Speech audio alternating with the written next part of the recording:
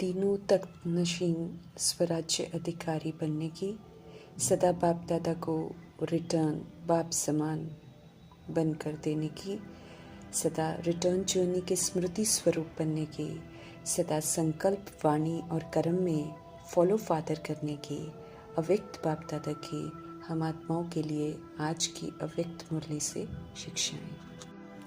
परमपिता परमात्मा जी का फरमान है कि बाप समान शुभ भावना शुभकामनाधारी बनो, अर्थात अब शुभ भावना शुभकामना से संपन्न बनो, स्व के प्रति भी और विश्व की सभी आत्माओं के प्रति भी। इसी विधि से हम सब स्व के और विश्व के कल्याण के प्रति सेवा कर सकेंगे। यूनिवर्स में मौजूद एक भी आत्मा के प्रति नेगेटिव या व्यर्थ नहीं सोचना है, सिर्फ शुभ ही शुभ सोचना है। भावनाएं भी शुभ हो, कामनाएं भी शुभ हो और संकल्प भी शुभ ही करने हैं। शुभ की वाइब्रेशन से ही सब शुभ हो जाएगा।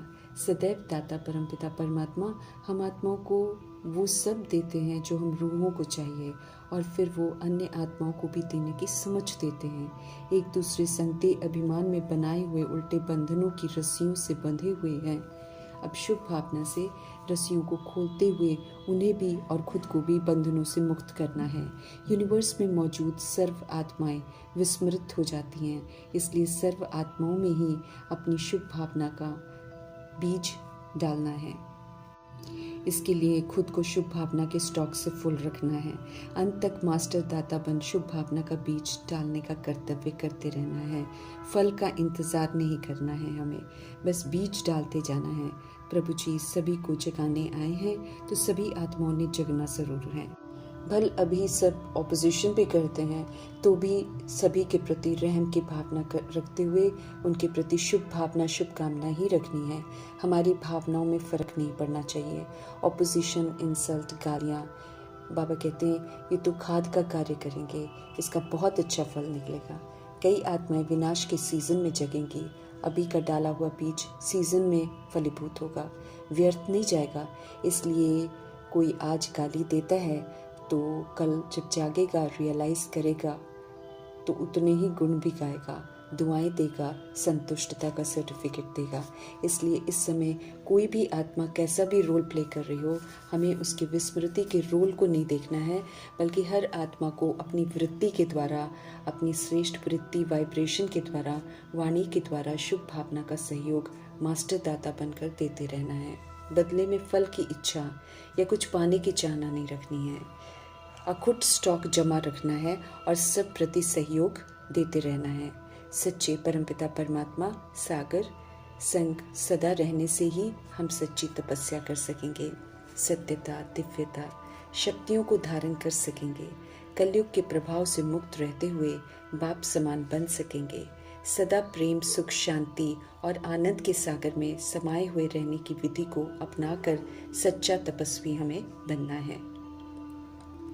व्यक्त के विस्तार से मुक्त कर अव्यक्त स्थिति में स्थित होकर जहाँ से हम सब इस सृष्टि रूपी ड्रामा में आए हैं, वहाँ बाप के पास वापस जाना है, क्योंकि कल्प के ड्रामा की अब समाप्ति है।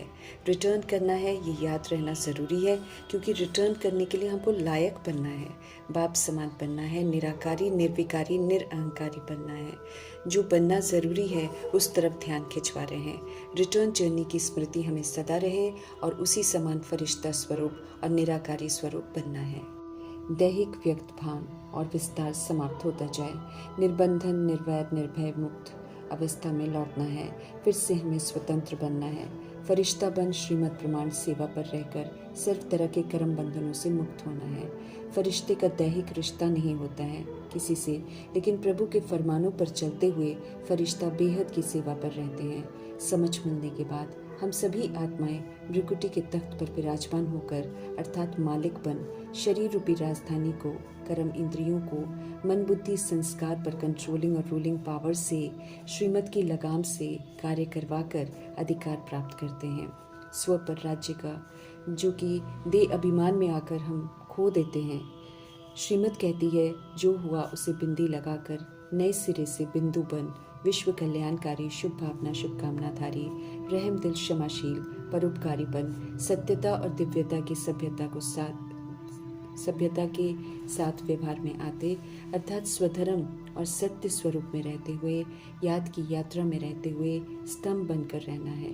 दुनिया की कोई भी ताकत अब हमें सत्य से विस्मृत न कर सके, ये ध्यान रखना है।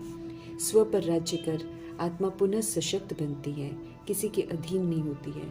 भृकुटी के तख्त नशीन बनती है, राइटियस कर्म करती है और परमपिता परमात्मा के दिल तख्त का अधिकार प्राप्त करती है। जो दिल तख्त का अधिकार प्राप्त करते हैं उन्हें फिर भविष्य में विश्व के राज्य का तख्त प्राप्त होता है।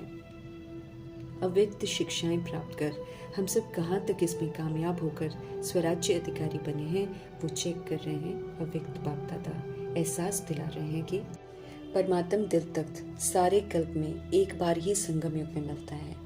भृकुटी का तख्त तो हम सभी को मिलता है। आत्मा शरीर में भृकुटी में ही स्थान लेती है। सच्चा ब्राह्मणपन सबूत देने वाला परमात्म दिल तख्त को प्राप्त कर सकते हैं, जो ब्रह्मचर्य में भी रहते हैं और ब्रह्मचारी भी रहते हैं।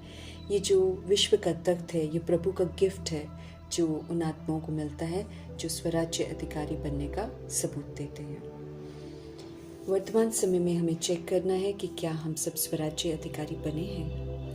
ये अधिकार जो है ये हम आत्माओं का जन्म सिद्ध अधिकार है। चेक करना है कि क्या हम स्वयं को स्वराज्य अधिकारी अनुभव करते हैं।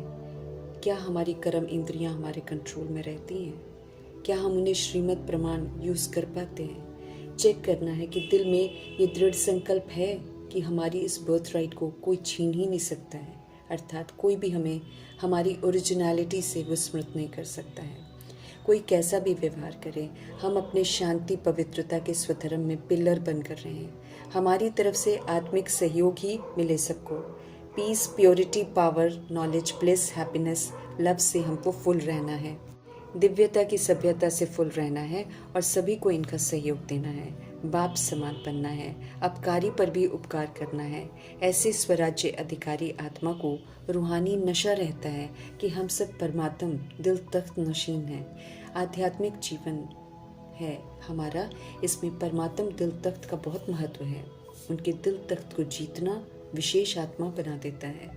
अद्भुत शिक्षाएं हैं उनकी। देह अभिमान में मुश्किल अनुभव होती हैं कभी कभी, लेकिन जब एक बार अमल में लाते हैं तो अद्भुत अनुभूतियां होती हैं। असीम सुख का अनुभव होता है। प्रभु जी का दिल तक जीतने वाले विजयंती माला के मणके बनते हैं, जो फिर भक्ति मार्ग में सिमरी जाती हैं। कोटों में कोई में भी कोई प्रभु की श्रीमद् प्रमाण एक्यूरेसी से चलकर उनके दिल तख्त को जीत पाते हैं। हमें चेक करना है कि क्या हम इस लिस्ट में हैं। क्या सदा प्रभु जी का कहना मानकर उनके दिल तख्त पर रहते हैं।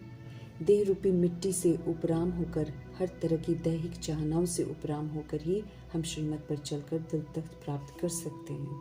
देह भान या अभिमान में आने से दिल तख्त को छोड़ देह रूपी मिट्टी से दिल लगा लेते हैं। कभी कभी ऐसा क्यों करते हैं, मीठे परमात्मा हम आत्माओं से पूछ रहे हैं, पुनः एहसास दिला रहे हैं कि देह तो ये मिट्टी है। इसका भान स्वधर्म के विपरीत ले जाकर मैला कर देता है। समझ देते हैं कि कभी भी मिट्टी में पाँव नहीं रखना है, सदा हमें तख्त पर रहना है। कर्म इंद्रियों के शरीर रूपी राजधानी के अधीन नहीं होना है। प्रभु जी ने हमें अडॉप्ट किया है, हम आत्माओं की पालना कर रहे हैं, तो उनसे मिले हुए सुख, शांति, खुशी के झूले में झूलते रहना है।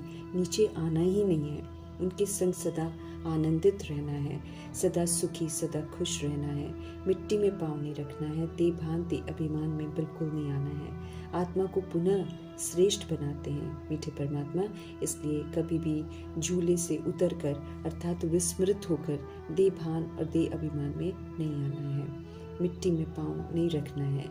स्वच्छ और सुंदर बना रहे हैं पवित्रता के सागर परमपिता परमात्मा, इसलिए देह भान और देह अभिमान की मिट्टी में पाँव रखकर हम मैले ना हो जाएं, इसका ऊना रखते हैं और हम आत्मा को सावधान भी करते रहते हैं।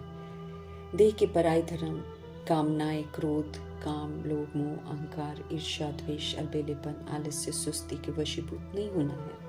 बॉडी कॉन्शियसनेस की मैं शरीर हूँ, इस अशुद्ध संकल्प से खुद को संपूर्ण मुक्त करना है। स्पष्ट कर रहे हैं ऑलमाइटी गॉड फादर कि जितना संगम के समय में ज़्यादा से ज़्यादा हम तख्त नशीन होंगे, उतना ही फिर 2500 वर्ष आधा कल्प हम सब सूर्यवंशी की राजधानी में और फिर चंद्रवंशी में भी सूर्यवंश के राज्य घराने में होंगे, अर्थात नारायण जी के संग ही पाठ बजाएंगे।